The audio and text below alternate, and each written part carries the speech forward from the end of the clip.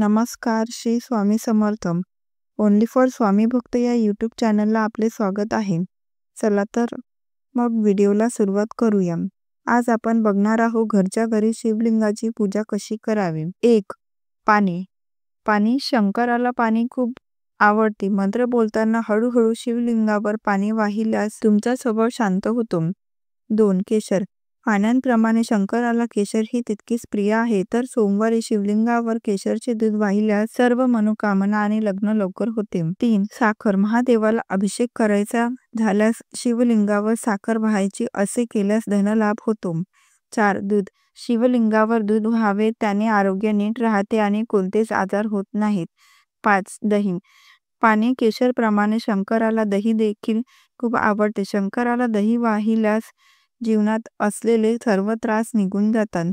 6. चंदन. शिवलिंगावर चंदन वाहिल्यास व्यक्तींमध्ये सकारात्मक बदल दिसून येतात, तसेच समाजात देखील त्या व्यक्तीला मान-सन्मान प्राप्त होतो.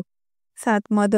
मध हे गोड असते. शिवलिंगावर मध वाहिल्यास व्यक्तीच्या वाणीत गोडवा निर्माण होतो. 8. गायीचे तूप.